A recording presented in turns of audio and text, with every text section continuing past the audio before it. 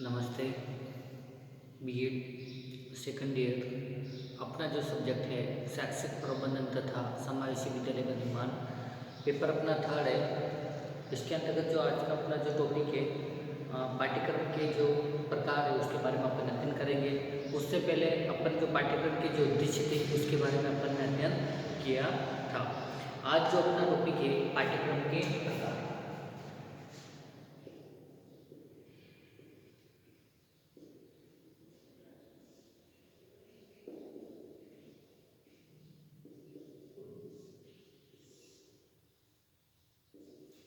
पाठ्यक्रम के जो प्रकार है उसके बारे में अपन अध्ययन करेंगे। जैसा कि आपको पता है कि जो पाठ्यक्रम के जो पाठ्यक्रम कई प्रकार के होते हैं।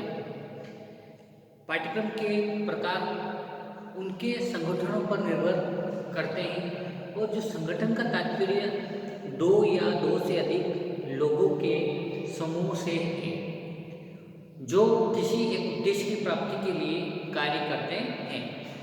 क्या है कि पाठ्यक्रम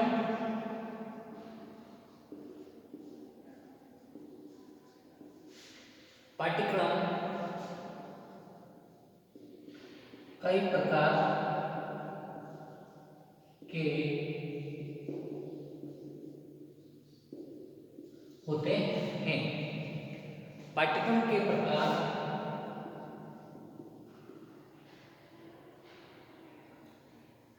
पाठ्यक्रम के प्रकार उनके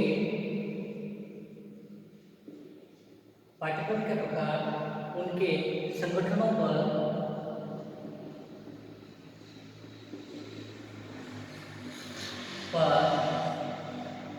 निर्भर करते हैं।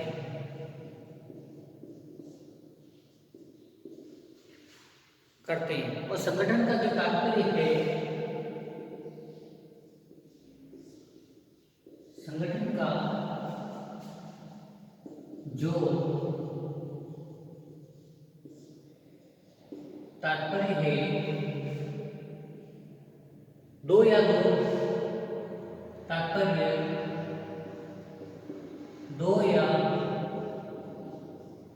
दो से अधिक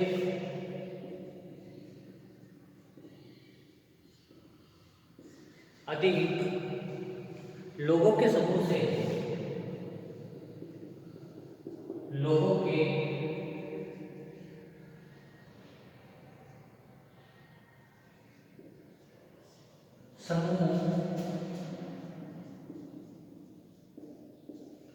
समूह से जो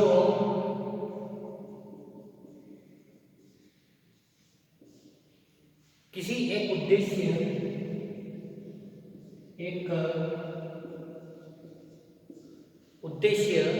की प्राप्ति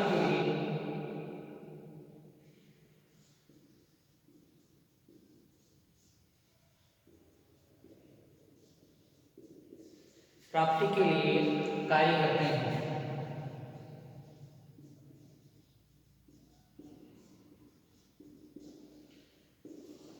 है ना। जो पाठ्यक्रम के कई प्रकार होते हैं और पाठ्यक्रम के प्रकार उनके संगठनों पर निर्भर करते हैं और संगठनों का जो तात्पर्य है दो या दो से अधिक लोगों के समूह से और किसी एक उद्देश्य की प्राप्ति के लिए कार्य करते हैं। किसी भी बड़े कार्य को कोई एक अकेला व्यक्ति संपन्न नहीं कर सकता है और अतः उससे एक संगठन की जो आवश्यकता होती है जिससे उसका कोई भी कार्य आसानी से संपन्न हो जाता है। उसी प्रकार हम पढ़ चुके हैं कि पाठ्यक्रम का क्षेत्र बहुत व्यापक है और विभिन्न प्रकार के जो पाठ्यक्रम को बनाने के लिए संगठनों की जो आवश्यकता पड़ती है अतः जो पाठ्यक्रम के जो पीछे संगठनों की बहुत बड़ी भूमिका है। संगठन का जो तात्पर्य हुआ है कि किसी समूह के द्वारा बनाए गए उद्देश्य तथा उनकी प्राप्ति के लिए बनाया गया पाठ्यक्रम।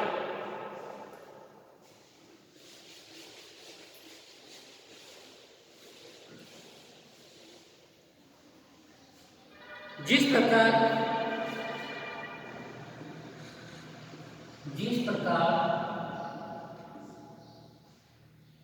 हर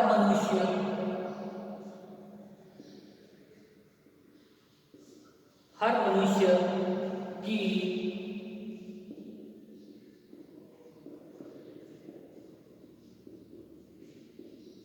अलग अलग सोच होती है, अलग अलग सोच होती है, उसी प्रकार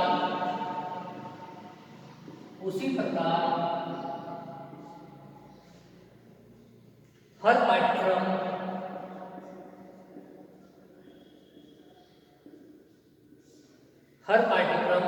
को बनाने वाले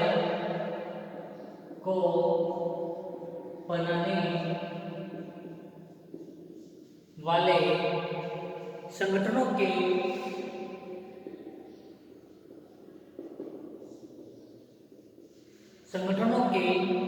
अलग अलग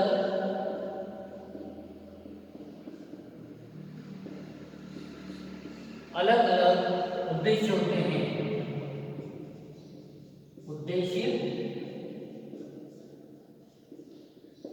होते हैं, और जिसके आधार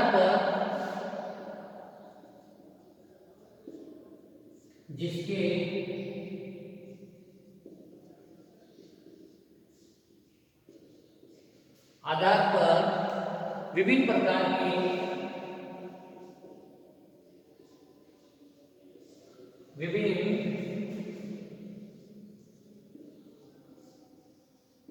के पाठ्यक्रमों का निर्माण होता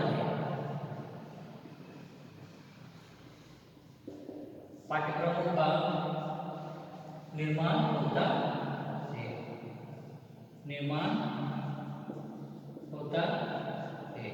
क्या बताया गया है कि जिस प्रकार हर मनुष्य की अलग अलग सोच होती है, उसी प्रकार हर पाठ्यक्रम को बनाने वाले संगठनों के अलग अलग उद्देश्य होते हैं, और जिनके आधार पर विभिन्न प्रकार के पाठ्यक्रमों का निर्माण होता है।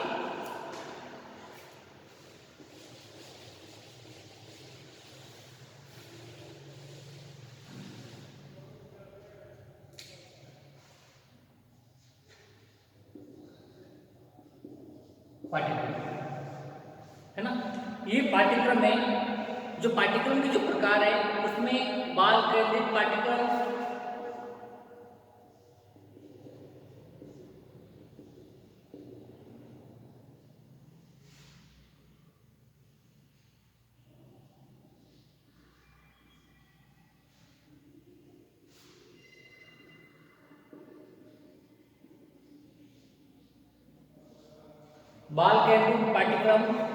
सेकंड आता है अपना विषय केंद्रित पाठ्यक्रम।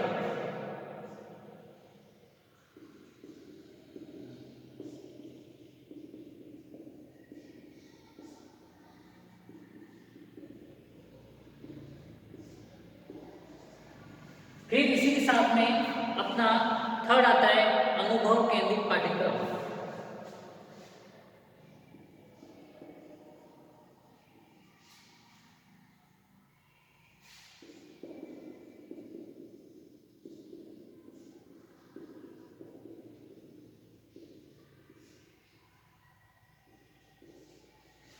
फिर अपना आता है इसी के साथ में फोर्थ आता है शिल्प कला केंद्रित पाठ्यक्रम।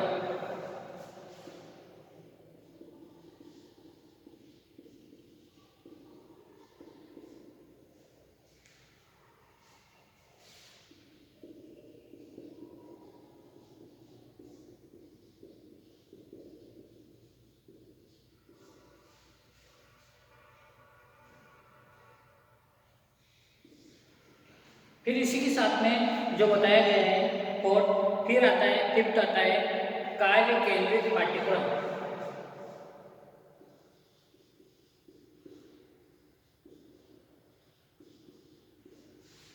कार्य केंद्रित पाठ्यक्रम।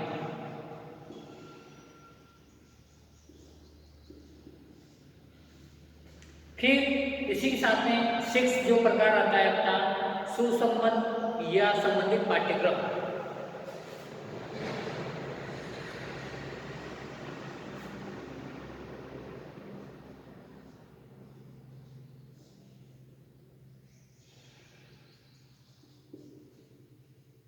संबंधित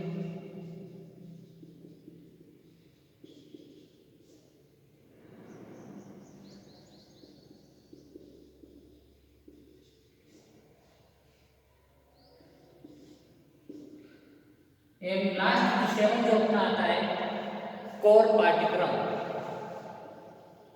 कोर पाठ्यक्रम है ना। तो ये जो पाठ्यक्रम के जो प्रकार है उसके अंतर्गत जो बताया गया है बाल केंद्रित पाठ्यक्रम,